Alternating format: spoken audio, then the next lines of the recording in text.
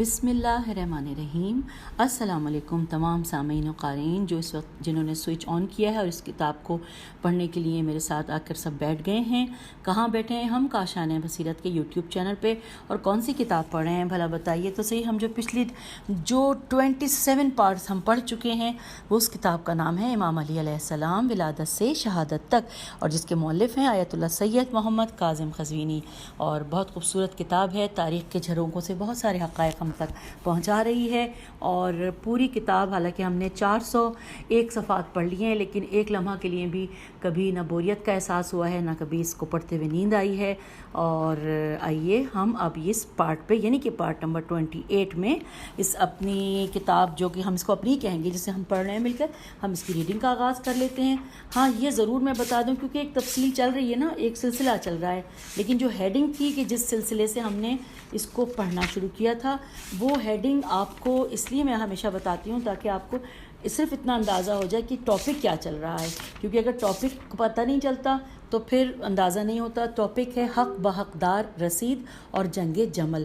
ہم نے اس حوالے سے ہم معلومات ساری حاصل ہو رہی ہیں، ہم پر آ رہی ہیں، جو کہ پیج 369 سے شروع ہوا تھا، اور جنگ جمل کے بارے میں اور اس کے بعد کی بھی واقعات، یہ سب ہم ساتھ ساتھ پڑھ رہے ہیں۔ اب آئیے، ہم نے جو کہ لاسٹ پارٹ تھا کہ اس میں لکھا ہے کہ، چلیے تھوڑا سا پچھلا پڑھ دیتی ہوں، کہ حضرت علی علیہ السلام آگے آئے اور نیزے سے ہودج کو کھٹکایا اور فرمایا کہ رسول خدا نے تجھے یہی وصیت کی تھی۔ مطلب بی بی نے کہا کہ اچھا جو ہونا تھا وہ ہو گیا۔ اچھا بی بی جو ہے انہوں نے کہا، بی بی یہاں سے پڑھتے ہیں پہلے، کہ بی بی رضی اللہ نے کہا کہ، بی بی عائشہ رضی اللہ نے کہا کہ اچھا جو ہونا تھا وہ ہو گیا، اب مزید بحث کی ضرورت نہیں ہے، میرا اور تیرا والد ملامت کرنے والا نہیں تھا۔ حضرت علی علیہ السلام نے آگے آئے اور نیزے سے ہودج کو کھٹکھٹا کر فرمایا کہ کیا رسول خدا صلی اللہ علیہ وآلہ وسلم نے تجھے یہی وصیت کی تھی؟ تو بی بی عائشہ رضی اللہ نے کہا کہ علی تم فاتح ہو اور اب درگزر کرو۔ تو حضرت علی علیہ السلام نے فرمایا میں تو آج تک اپنا غصہ کسی پر پورا نہیں کر سکا، جب میں انتقام پر قدرت رکھتا ہوں تو لوگ کہتے ہیں کہ اب معاف کر دیتے، اور اگر معاف کر دیتے تو بہتر تھا، اور جب میں انتقام پر قادر نہیں ہوتا تو کہتے ہیں کہ اگر آپ صبر کر لیتے تو اچھا تھا۔ جی ہاں، میں جانتا ہوں کہ ہر چیز کی ایک زکوٰۃ ہوتی ہے، اور کامیابی کی زکوٰۃ عفو و درگزر ہے۔ پھر آپ علیہ السلام نے محمد بن ابی بکر رضی اللہ سے فرمایا کہ اپنی بہن کا خیال رکھنا، تیرے علاوہ کوئی دوسرا ان کے قریب نہ جائے۔ یہاں تک ہم نے پڑھا تھا۔ آئیے اس سے آگے چلتے ہیں، یعنی کہ ہم پیج نمبر 402 سے آج کے پارٹ کی ریڈنگ کا آغاز کر رہے ہیں۔ لکھا ہے کہ پھر حضرت علی علیہ السلام کے حکم سے بی بی عائشہ رضی اللہ کے ہودج کو بصرے میں عبداللہ بن خلف کے گھر میں اتارا گیا۔ آپ علیہ السلام نے اونٹ کے متعلق حکم دیا کہ اسے جلا کر راکھ بنا دیا جائے اور اس راکھ کو اڑا دیا جائے۔ امام علیہ السلام مقتولین جمل کے لاشوں کے پاس سے گزرے۔ آپ علیہ السلام نے انہیں مخاطب کیا اور خصوصی طور پر کعب اور طلحہ کے بے جان اجسام سے خطاب کیا۔ کسی نے کہا کہ کیا یہ لوگ مرنے کے بعد آپ کا کلام سنتے ہیں؟ تو آپ علیہ السلام نے فرمایا جی ہاں، جس طرح سے قلیب بدر قاف لام یہ بے قلیب یا قلیب بدر میں پڑے ہوئے مقتولین نے رسول خدا صلی اللہ علیہ وآلہ وسلم کے خطاب کو سنا تھا، اسی طرح سے ان مقتولین نے بھی میری گفتگو سنی ہے۔ پھر آپ علیہ السلام نے اعلان کیا کہ جو شخص اپنے مقتولین کو دفن کرنا چاہے تو اسے اس کی اجازت ہے۔ آپ علیہ السلام نے اپنے ساتھیوں سے فرمایا کہ تم اپنے مقتولین کو انہی کپڑوں میں دفن کرو، یہ لوگ شہادت پر محشور ہوں گے اور میں ان کی وفاداری کا گواہ ہوں۔ ابن عباس رضی اللہ نے مروان بن الحکم کے لیے امان طلب کی۔ امام علیہ السلام نے فرمایا مروان کو ان کے سامنے پیش کیا جائے۔ امام علیہ السلام نے فرمایا کہ کیا تو بیعت کرے گا؟ اس نے کہا جی ہاں میں بیعت کروں گا، اگرچہ دل مطمئن نہیں ہے۔ آپ نے فرمایا دل کی باتیں خدا ہی جانتا ہے۔ الغرض مروان نے بیعت کے لیے ہاتھ بڑھایا، لیکن امام علیہ السلام نے اپنا ہاتھ کھینچ لیا اور فرمایا کہ فرمایا کہ مجھے اس کی کوئی ضرورت نہیں ہے، یہ یہودیت کا پنجہ ہے، اگر اس نے 20 بار بھی میری بیعت کی ہے تو بھی وہ اسے توڑ ڈالے گا۔ پھر آپ علیہ السلام نے فرمایا اسے جانے دو، اس کے صلب سے ایسے افراد پیدا ہوں گے جو امت اسلامیہ پر سخت مصائب گرائیں گے۔ اچھا، اب اگلی ہیڈنگ ہے زبیر بن عوام کا انجام۔ آئیے مل کر پڑھتے ہیں۔ لکھا ہے جب جنگ کے شعلے بھڑک رہے تھے تو اس وقت زبیر بن عوام نے میدان جنگ کو چھوڑ دیا اور وہاں سے نکل کر بصرے کی ملحقہ آبادی وادی الصبا کے قریب پہنچے تو عمر بن جرموز نے انہیں قتل کر دیا اور ان کے سر، تلوار اور انگوٹھی کو اٹھایا اور امیر المومنین علیہ السلام کی لشکرگاہ پہنچنے کی اجازت طلب طلب کی. ہم آ گئے پیج 403 پر. اجازت طلب کی. اجازت ملی تو اس نے آپ علیہ السلام کو جنگ کی کامیابی پر مبارکباد پیش کی اور کہا کہ میں احنف کا قاصد ہوں اور میں نے زبیر کو قتل کیا ہے. یہ کہہ کر اس نے خورجین خے واورے جیم یہ نون خورجین کے زبیر کا سر نکال کر امام علیہ السلام کے سامنے پیش کیا اور اس کی تلوار آپ علیہ السلام کے سامنے پھینک دی. امیر المومنین علیہ السلام نے اس سے قتل کی تفصیل سنی اور آپ علیہ السلام نے تلوار اٹھا کر اسے الٹ پلٹ کیا اور فرمایا میں اس تلوار کو جانتا ہوں. اس تلوار نے کئی بار رسول خدا صلی اللہ علیہ وآلہ وسلم کے چہرے سے مصائب کو ہٹایا تھا. پھر آپ علیہ السلام نے فرمایا صفیہ کا فرزند بزدل تھا اور نہ ہی گھٹیا انسان تھا، لہٰذا لیکن اس کی اجل آ چکی تھی اور بری موت نے اسے اپنی لپیٹ میں لے لیا. پھر آپ علیہ السلام نے زبیر کے چہرے کو غور سے دیکھا اور فرمایا تجھے رسول خدا کی حجت اور قرابت کا شرف حاصل تھا، لیکن شیطان تیرے نتھنے میں داخل ہو گیا تھا، اس نے تجھے اس گھاٹ پر پہنچایا. اب آگے لکھا ہے کہ ابن جرموز جیم رے میم واو زے نے کہا کہ امیر المومنین علیہ السلام مجھے میرا انعام دیں. آپ علیہ السلام نے فرمایا میں نے رسول خدا سے سنا تھا کہ ابن صفیہ یعنی بریکٹ میں لکھا ہے کہ زبیر کے قاتل کو دوزخ کی بشارت ہو.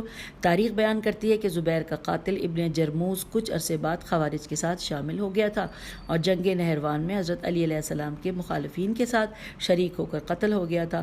اور یوں رسول خدا صلی اللہ علیہ وآلہ وسلم کی حدیث سچی ثابت ہوئی. اصحاب جمل کی شکست کے بعد ان کے لشکر گاہ میں جتنے ہتھیار اور جانور اور ساز و سامان تھا وہ سارا جمع کر کے امیر المومنین علیہ السلام کی خدمت میں پیش کیا گیا.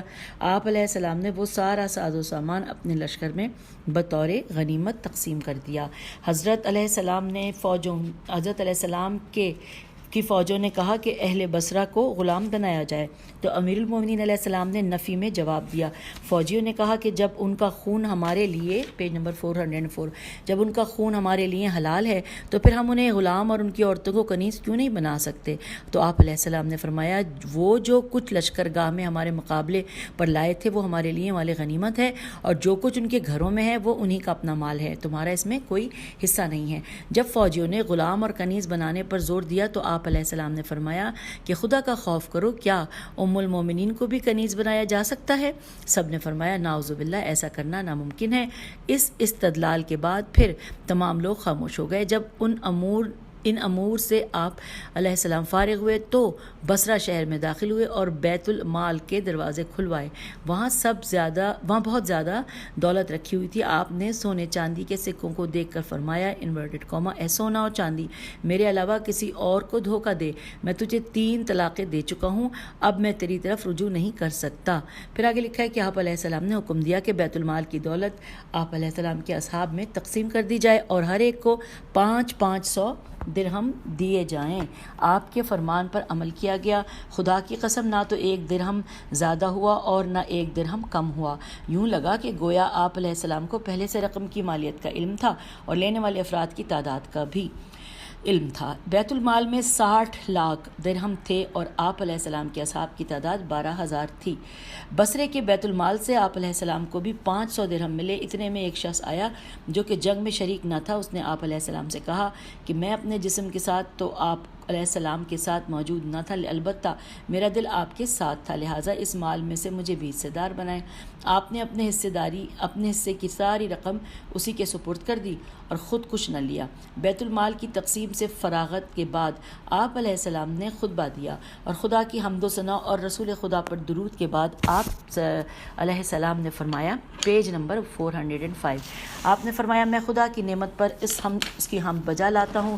طلحہ و زبیر دونوں مارے گئے ہیں. خدا کی قسم اگر بی بی عائشہ رضی اللہ حق کی طلبگار ہوتی اور باطل سے انہیں نفرت ہوتی تو وہ گھر کو چھوڑ کر میدان میں کبھی نہ آتی. ان کا اونٹ بدبخت جانور تھا جسے دیکھ کر ان کے حوصلے بلند ہوئے تھے اور یہ لوگ بالکل باطل کے بہی خواہ بن کر آئے اور ظالم بن کر واپس گئے. تمہارے مومن بھائیوں نے اللہ کی راہ میں جہاد کیا اور وہ خدا کی رحمت کے امیدوار بنے۔ ہم حق پر ہیں اور یہ لوگ باطل پر ہیں۔ خدا ہمیں اور انہیں فیصلے کے دن اکٹھا کرے گا، اور میں اپنے لیے اور تمہارے لیے خدا سے مغفرت کا خواہاں ہوں۔ Inverted comma close. آگے پڑھتے ہیں، لکھا ہے امیر المومنین علیہ السلام نے ابن عباس کو حکم دیا کہ وہ بی بی عائشہ رضی اللہ کے پاس جائیں اور ان سے کہیں کہ وہ اپنی تیاری جلد مکمل کر لیں تاکہ انہیں مدینہ بھیجا جائے۔ ابن عباس رضی اللہ پیغام لے کر بی بی کے پاس پہنچے اور دونوں کے درمیان تند و تیز جملوں کا تبادلہ ہوا۔ مورخین کے بیان کے مطابق جنگ جمل ظہر کے وقت شروع ہوئی تھی اور غروب کے وقت ختم ہوئی تھی۔ کچھ مورخین کہتے ہیں کہ یہ جنگ 3 دن تک جاری رہی۔ تیسرے دن امیر المومنین کو فتح نصیب ہوئی۔ اس جنگ میں 25,000 افراد تہہ تیغ ہوئے اور امیر المومنین علیہ السلام کے لشکر میں سے 6 افراد نے اپنی جانوں کا نذرانہ پیش کیا تھا اور 19,000 مخالفین اس جنگ میں قتل ہوئے تھے۔ اس جنگ میں 14,000 افراد کے ہاتھ پاؤں کاٹے گئے جو کہ ساری زندگی کے لیے اپاہج ہو گئے تھے۔ ان کے علاوہ کتنے بچے یتیم ہوئے اور کتنی خواتین بیوہ ہوئیں اور کتنے افراد کو زخم آئے تو ان کا تو حساب خدا ہی جانتا ہے۔ واقعات کافی تفصیلی ہیں، ہم نے اختصار کے ساتھ ان کا خلاصہ پیش کیا ہے۔ اب ہم پیج نمبر 406 پر آ گئے ہیں اور یہاں پر ہیڈنگ مختلف ہے، اور وہ ہیڈنگ کون سی ہے؟ جنگ صفین۔ اس کے بارے میں بھی بہت ساری تفصیلات ہم جاننے جا رہے ہیں، آئیے مل کر پڑھتے ہیں۔ لکھا ہے کہ ہماری آج کی گفتگو امیر المومنین علیہ السلام کے زمانۂ خلافت کی دوسری جنگ یعنی جنگ صفین کے حوالے سے ہے۔ یہ جنگ انتہائی پرخطر تھی اور اس کے واقعات سن کر انسان کے رونگٹے کھڑے ہو جاتے ہیں۔ یہ جنگ باطل نظریے کے تحت شروع کی گئی تھی اور فریب کاری پر اس کا اختتام ہوا تھا۔ جنگ کے تمام واقعات میں امیر المومنین علیہ السلام کی عدالت و عصمت چمکتی ہوئی دکھائی دیتی ہے اور قدم قدم پر مخالفین کی عیاریاں واضح ہوتی ہیں۔ جب تک جنگ جمل کا اختتام ہوا اور امیر المومنین مظفر و منصور ہو کر کوفے آئے تو آپ نے معاویہ کے نام خط لکھا کہ تم ہماری بیعت کرو۔ ادھر معاویہ نے خط آنے سے پہلے شام کے دنیا طلب مشاہیر کو بھاری رقم رشوت کے طور پر دی کہ تم لوگ ملک شام میں یہ منادی کرو کہ علی علیہ السلام نے مدینے میں عثمان کو ناحق قتل کرایا ہے اور اب اس کی جگہ خلافت پر تسلط ہے، اور معاویہ خون عثمان کا وارث ہے اور وہ خون عثمان کے انتقام کا طلبگار بھی ہے، لہٰذا تمام لوگوں کو اس اقدام کے لیے معاویہ کی حمایت کرنی چاہیے۔ آگے لکھا ہے معاویہ نے عمرو بن العاص کو اپنے ساتھ شامل کرنے کی دعوت دی تھی۔ اس نے اپنی شمولیت کی یہ شرط عائد کی تھی کہ اگر معاویہ مصر کی حکومت کے اس سے سپرد کرے تو اس کی حمایت کرے گا۔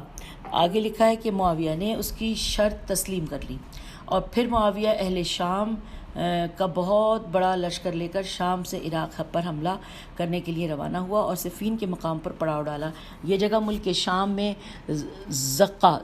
رقہ رے قاف ہے اور قاف کے اوپر تشدید ہے اور رے کے اوپر جبکہ زبر ہے۔ تو میں پھر دوبارہ سے پڑھتی ہوں کہ یہ جگہ ملک کے شام میں رقہ شہر کے قریب واقع ہے اور یہاں سے دریائے فرات گزرتا ہے۔ یہاں پہنچ کر معاویہ کے ساتھیوں نے دریائے کے گھاٹ پر قبضہ کیا۔ اس کے جواب میں حضرت مالک اشتر 4,000 مجاہدین کا ابتدائی دستہ لے کر روانہ ہوئے۔ انہوں نے معاویہ کے جرنیل ابو العامور سلمی اور ان کی سپاہ کو گھاٹ سے ہٹا دیا۔ آگے لکھا ہے کہ چند دن تک یہی کیفیت رہی، پھر معاویہ بہت بڑا لشکر لے کر وہاں پہنچا۔ مالک اشتر نے گھاٹ خالی کر دیا، معاویہ کے لشکر نے دوبارہ گھاٹ پر قبضہ کر لیا۔ معاویہ کی فوج میں 1,00,000 افراد سے بھی زیادہ افراد شامل تھے۔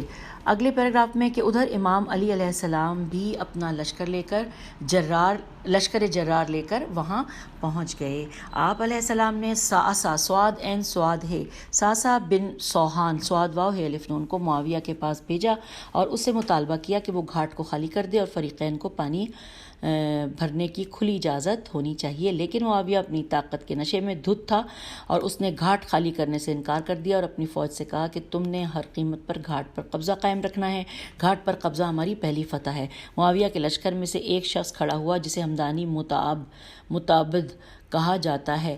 اس نے معاویہ سے کہا کہ یہ بات انصاف کے خلاف ہے، تم پہلے آئے ہو، تم نے گھاٹ پر قبضہ کیا ہے، اور اگر علی علیہ السلام بعد میں آ جاتے ہیں تو وہ گھاٹ پر کبھی قبضہ نہ کرتے۔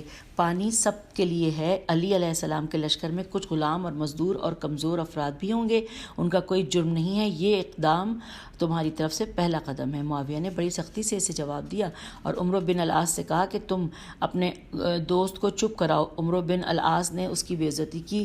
جیسے ہی رات ہوئی تو وہ تاریکی کا فائدہ اٹھا کر معاویہ کے لشکر سے نکلا اور حضرت علی علیہ السلام کے لشکر میں شامل ہو گیا۔ اور پھر لکھا ہے کہ امیر المومنین علیہ السلام اور حضرت امیر المومنین اور آپ علیہ السلام کا لشکر پورے 8 پہر تک پیاسا رہا۔ عمرو بن العاص نے معاویہ سے کہا کہ علی علیہ السلام کبھی پیاسا نہیں مرے گا، اس کے ساتھ 90,000 عراقی فوج موجود ہیں اور ان کے پاس تلواریں بھی ہیں، لہٰذا دانش مندی سے کام لو۔ پیج 408 پر آگئے ہیں۔ دانش مندی سے کام لو، گھاٹ سے پہرا ہٹاؤ اور گھاٹ کو سب کے لیے کھلا چھوڑ دو۔ معاویہ نے کہا خدا کی قسم میں انہیں پیاس سے ہلاک کروں گا جیسا کہ عثمان رضی اللہ پیاسا مرا تھا۔ ادھر اصحاب علی علیہ السلام نے آپ علیہ السلام سے پرزور مطالبہ کیا کہ گھاٹ آزاد کرائیں۔ آخرکار آپ علیہ السلام نے اجازت دی۔ اشعث نے آواز دی لوگوں میں پانی چھڑانے جا رہا ہوں، جو میرے ساتھ شامل ہونا چاہتے ہیں وہ آ جائیں۔ اس آواز پر 12,000 قبیلہ کندہ کے افراد تلواریں لے کر پہنچے۔ ادھر مالک اشتر اپنا دستہ لے کر آئے اور انہوں نے معاویہ کے لشکر پر زور کا حملہ کیا۔ کچھ دیر کی مزاحمت کے بعد معاویہ کے فوجی بھاگ کھڑے ہوئے۔ اسی اثنا میں کئی افراد دریا میں ڈوب مرے۔ الغرض گھاٹ امیر المومنین علیہ السلام کی سپاہ کے ہاتھ آ گیا۔ انہوں نے اعلان کیا کہ اب ہم معاویہ کے ساتھیوں کو پانی بھرنے نہیں دیں گے۔ امیر المومنین علیہ السلام نے فرمایا نہیں، ہم ایسا نہیں کر سکتے، پانی ہر جاندار کی ضرورت ہے، لہٰذا ہماری طرف سے ہر شخص کو پانی بھرنے کی اجازت ہے۔ امیر المومنین علیہ السلام نے پوری کوشش کی کہ جنگ نہ ہونے پائے، لیکن معاویہ نے آپ علیہ السلام کی مصالحانہ کوششوں کی پرواہ نہ کی، جس کی وجہ سے جنگ شروع ہو گئی اور دونوں لشکر ایک دوسرے سے ٹکرا گئے۔ پہلے تیر اندازوں نے حملہ کیا، جب دونوں طرف سے تیر کم ہو گئے تو نیزہ بردار آگے بڑھے اور اس کے بعد شمشیر زن افراد کی باری آئی اور ہر طرف سے لوہے سے لوہا ٹکرانے کی صدائیں بلند ہوئیں۔ میدان کی دھول کی وجہ سے سورج گہنا گیا، ہر طرف خون کی ندیاں بہنے لگیں۔ ہر فریق کی یہ خواہش تھی کہ جنگ کا نتیجہ اس کے حق میں نکلے، اسی لیے مسلسل 36 گھنٹے تک جنگ جاری رہی۔ لشکر شام میں کمزوری کے آثار نمایاں ہونے لگے اور وہ یہ دہائی دینے لگے کہ اے اہل عراق، خدا کے لیے ترس کھاؤ، آج پورا عرب تباہ ہونے کو ہے۔ جوں لمحات گزر رہے تھے اس قدر شامی لشکر نڈھال ہو رہا تھا۔ معاویہ نے عمرو بن العاص سے کہا کہ تم بڑے عیار ہو، کوئی ایسا طریقہ اختیار کرو کہ ہم یقینی شکست سے بچ جائیں۔ پیج 409 پھر لکھا ہے عمرو بن العاص نے کہا کہ اس کے لیے بس یہی حلیہ ہے کہ نیزوں پر قرآن بلند کیے جائیں اور عراقی لشکر سے کہا جائے کہ لڑائی بند کرے اور قرآن کے فیصلے کے مطابق اس مسئلے کا حل تلاش کر کیا جائے۔ جیسے ہی صبح ہوئی اور تو اہل شام نے نیزوں پر قرآن بلند کیے اور دہائی دی کہ جنگ بند کر دو، اللہ تعالیٰ کتاب اللہ کے مطابق فیصلہ ہونا چاہیے۔ حضرت علی علیہ السلام نے فرمایا کہ لوگوں ان کے دھوکے میں مت آؤ، یہ لوگ قرآن کا فیصلہ ماننے والے نہیں ہیں، یہ تمہیں صرف دھوکہ دینا چاہتے ہیں اور یقینی شکست سے بچنا چاہتے ہیں۔ جب قرآن بلند ہوئے تو حضرت علی علیہ السلام کی فوج میں پھوٹ پڑ گئی، کچھ کہنے لگے کہ جنگ جاری رہنی چاہیے اور کچھ کہنے لگے کہ جنگ روکی جائے۔ ادھر حضرت علی علیہ السلام نے اپنے فوجیوں کو بہت سمجھایا، بتیرہ سمجھایا کہ یہ لوگ اہل قرآن نہیں ہیں، یہ ان کا ایک جنگی حربہ ہے، لہٰذا استقامت سے کام لے اور باطل کا خاتمہ کر دو۔ اب اگلے پیراگراف میں لکھا ہے مورخ مسعودی کے بقول یہ جنگ اپنے آغاز سے لے کر لیلۃ الحریر تک 110 دنوں تک وقفے سے لڑی جاتی رہی۔ اس میں شامیوں کے 90,000 افراد قتل ہوئے اور اہل عراق سے 20,000 افراد قتل ہوئے۔ مالک اشتر جنگ کرنے میں مصروف تھے کہ اہل عراق میں کے 20,000 افراد امیر المومنین علیہ السلام کے سامنے آئے اور یہ لوگ اتنے بڑے نمازی تھے کہ کثرت سجود کی وجہ سے ان کی پیشانیوں پر سیاہ داغ پڑے ہوئے تھے، اور انہوں نے اپنے آپ علیہ السلام کو امیر المومنین علیہ السلام کے بجائے آپ علیہ السلام کے اصلی نام سے مخاطب کیا اور کہا کہ آپ قرآن کا فیصلہ تسلیم کریں، ورنہ ہم آپ کو اسی طرح سے قتل کر دیں گے جیسا کہ ہم نے عثمان کو قتل کیا ہے۔ آگے لکھا ہے اگلے پیراگراف میں کہ آپ علیہ السلام نے فرمایا کہ تم پر افسوس ہے کہ میں قرآن سے کیسے انحراف کر سکتا ہوں، جبکہ اس سے پہلے میں قرآن اور رسول صلی اللہ علیہ وآلہ وسلم پر ایمان لایا ہوں۔ میں تمہیں صرف خبردار کرنا چاہتا ہوں کہ یہ ان کا دھوکہ، یہ لوگ قرآن پر عمل نہیں کرنا چاہتے۔ آئیے پیج 410 پہ ہم آ گئے۔ لکھا ہے کہ اس وقت جنگ فیصلہ کن مرحلے میں داخل ہو چکی تھی، اور اگر 1 گھنٹہ مزید جاری رہتی تو معاویہ کو ابدی شکست ہو جاتی، لیکن ان نادان لوگوں نے حضرت علی علیہ السلام سے کہا کہ آپ مالک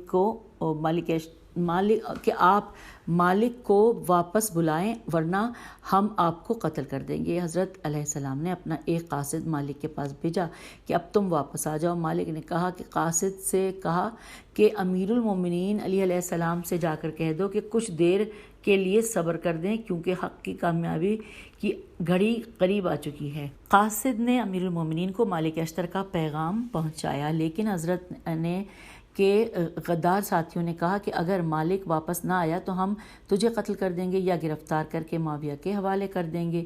آپ علیہ السلام نے بادل ناخواستہ پھر قاصد روانہ کیا۔ مالک اشتر نے کہا کہ مجھے چند لمحات اور دے دیں، اس کے بعد میں حاضر ہو جاؤں گا۔ قاصد نے کہا مالک کیا آپ یہ پسند کریں گے کہ مخالفین امیر المومنین علیہ السلام کو قتل کر دیں؟ اگر تم ایسا نہیں کر چاہتے ہو تو جنگ سے ہاتھ اٹھا لو۔ پھر لکھا ہے کہ اشتر رضی اللہ بڑے غضبناک ہو کر واپس آئے اور اپنے باغی ساتھیوں سے فرمایا کہ اے ذلیل لوگو، جب تم کامیابی حاصل کرنے ہی والے تھے تو دشمن نے تمہیں دھوکہ دینے کے لیے قرآن بلند کیے۔ ان کے جال میں نہ پھنسو، مجھے مہلت دو، فتح کی گھڑی قریب ہے۔ مالک اشتر باغیوں میں کافی تو تکرار ہوئی، پھر باغیوں نے از خود ہی اعلان کر دیا کہ امیر المومنین تحکیم پر راضی ہو گئے ہیں، لہٰذا جنگ بند کی جائے۔ اس اثنا میں امام خاموش تھے۔ جب لشکر میں خاموشی چھا گئی تو آپ علیہ السلام نے فرمایا کہ لوگو، کل تک تو میں تمہارا حاکم تھا اور آج تمہارا محکوم بن چکا ہوں۔ اب اگر تم خود ہی جنگ سے جی چرانے لگے ہو تو میں تمہیں کیسے مجبور کر سکتا ہوں؟ اشس، جو کہ اس فتنے کی جڑ ہے، وہ امام علیہ السلام کے پاس آیا اور کہنے لگا کہ آپ علیہ السلام اجازت دیں، میں آپ کا قاصد بن کر معاویہ کے پاس جانا چاہتا ہوں۔ امام علیہ السلام نے اجازت دی۔ اشس معاویہ کے پاس گیا اور کہا کہ تم نے قرآن کیوں بلند کیے ہیں؟ ہم آ گئے پیج 411 پہ۔ تو معاویہ نے کہا کہ ہم یہ چاہتے ہیں کہ قرآن کے مطابق فیصلہ ہو، ایک شخص کو تم حکم مقرر کرو اور ایک کو ہم حکم بناتے ہیں، ان دونوں سے قسم لی جائے کہ وہ کتاب اللہ کی روشنی میں فیصلہ کریں گے اور کوئی کمی بیشی نہ کریں گے۔ الغرض اشس واپس آیا اور فریقین میں سے ایک جماعت آگے بڑھی اور حکم کے متعلق گفتگو ہوئی۔ اہل شام نے کہا کہ ہماری طرف سے عمرو بن العاص حکم ہوگا، اور ادھر اشس اور دوسرے منافقین نے کہا کہ ہماری طرف سے ابو موسیٰ اشعری حکم ہوگا۔ اب آگے دیکھتے ہیں، لکھا ہے کہ امام علیہ السلام نے ابو یوسفی کو مسترد کر دیا اور فرمایا کہ اس کے بجائے ابن عباس ہماری طرف سے حکم ہوگا، اور لیکن منافقین نے کہا کہ وہ آپ علیہ السلام کا رشتہ دار ہے، اسی لیے وہ حکم نہیں بن سکتا۔ اچھا جی، امام علیہ السلام نے فرمایا کہ اگر یہ بات ہے تو میری طرف سے مالک اشتر حکم ہوگا، لیکن اشس کی جماعت نے ابو موسیٰ پر ہی اصرار جاری رکھا۔ امام علیہ السلام نے حالت دیکھی ہے تو بڑے درد سے فرمایا کہ تم کیسے لوگ ہو؟ معاویہ کی بات مانی جا رہی ہے اور میری بات تم نہیں مانتے ہو، اب جو تمہارے جی میں آئے کرتے پھرو۔ اس وقت ابو موسیٰ شام میں تھا، اسے بلایا گیا تو وہ امام علیہ السلام کے لشکر گاہ میں آیا اور اشتر کے پاس گیا اور کہا کہ میں ہی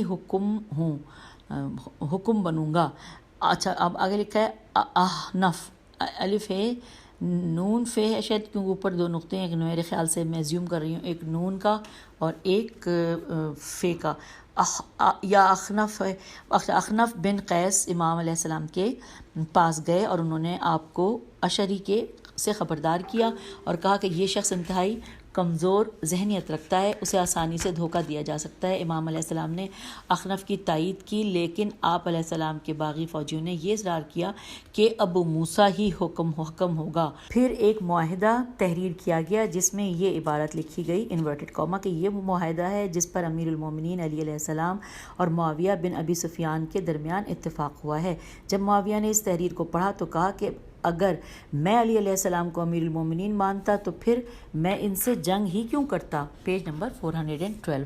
معاہدہ نامہ حضرت علیہ السلام کے پاس لوٹایا گیا تو آپ علیہ السلام نے فرمایا کوئی حرج نہیں ہے، لفظ امیر المومنین کو مٹا دیا جائے۔ اخنف نے کہا کہ یہ ابھی پتہ نہیں اخنف ہے یا احنف ہے یا اخف ہے، اس نے کہا کہ یہ لفظ قائم رہنا چاہیے۔ اشعث نے پھر مخالفت کی اور کہا کہ اس لفظ کو مٹا دینا چاہیے۔ امام علیہ السلام نے فرمایا اس سے قبل حدیبیہ میں جب معاہدہ لکھا گیا تھا تو اس معاہدے کی عبارت یہ تھی کہ یہ وہ معاہدہ ہے جس کی شرائط کے تحت محمد رسول اللہ صلی اللہ علیہ وآلہ وسلم اور سہیل بن عمرو میں مصالحت ہوئی ہے، انورٹڈ کاما کلوز۔ اس کے بعد لکھا ہے کہ اس وقت سہیل نے یہ کہا تھا کہ اگر میں محمد کا ورڈ انورٹڈ کاما میں اگر میں محمد صلی اللہ علیہ وآلہ وسلم کو اللہ کا رسول مانتا تو پھر ان سے جنگ کیوں کرتا اور مخالفت کیوں کرتا، اس کے بجائے یہاں محمد بن عبداللہ لکھا جائے۔ تو اس وقت رسول خدا صلی اللہ علیہ وآلہ وسلم نے مجھ سے فرمایا تھا کہ یہاں رسول اللہ کے مٹانے سے میری رسالت مٹ نہیں جائے گی، معاہدے میں یہ لفظ ہو یا نہ ہو، میں پھر بھی اللہ کا رسول ہی رہوں گا، لہٰذا معاہدے کی عبارت میں یہ سے لفظ رسول اللہ کو کاٹ دیا جائے۔ وہ معاہدہ میں نے لکھا تھا، اس وقت وہ معاہدہ مشرکین کے لیے لکھا تھا اور آج ان کی اولاد کے لیے معاہدہ لکھ رہا ہوں۔ عمرو بن العاص نے کہا کہ کیا ہمیں کفار سے تشبیہ دے رہے ہیں آپ جبکہ ہم مسلمان ہیں؟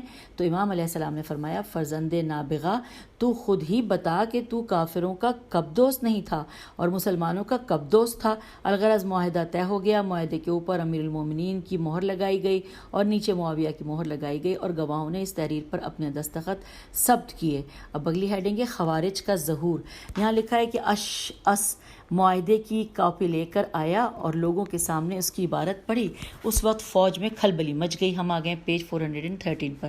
کھلبلی مچ گئی اور خوارج نمودار ہوئے اور انہوں نے لا احکم الا اللہ کا نعرہ بلند کیا اور کہا کہ اشعث ہمارے مقتول کہاں جائیں گے۔ کچھ لوگ اشعث کو قتل کرنے کے لیے اٹھے۔ خوارج امام علیہ السلام کے پاس آئے اور انہوں نے تحکیم پر اعتراض کیا اور کہا کہ آپ علیہ السلام معاہدہ منسوخ کر دیں اور جنگ شروع کر دیں۔ امام علیہ السلام نے فرمایا کیا عہد و میثاق کے بعد ہم معاہدے سے منحرف ہو جائیں؟ کیا اللہ نے عہد و معاہدہ کی پابندی کا حکم نہیں دیا؟ پھر آپ علیہ السلام نے اس سلسلے کی چند آیات کی تلاوت فرمائی۔ خوارج نے امام علیہ السلام سے بیزاری اختیار کی۔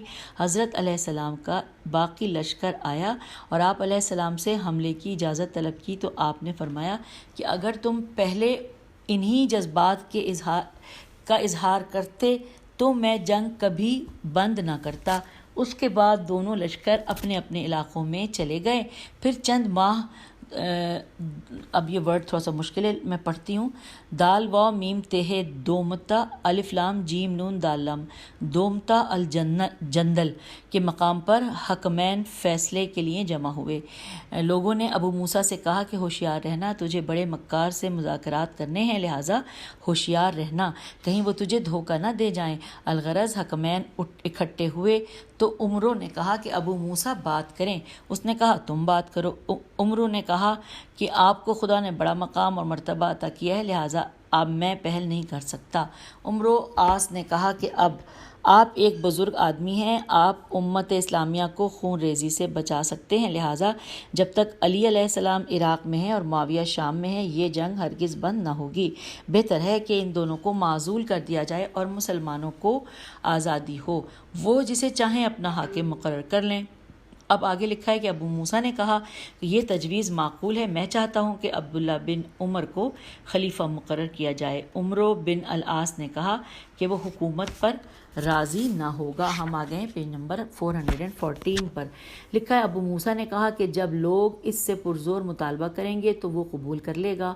پھر لکھا ہے عمرو بن العاص نے کہا کہ کیا سعد بن ابی وقاص کو خلیفہ نہ بنایا جائے؟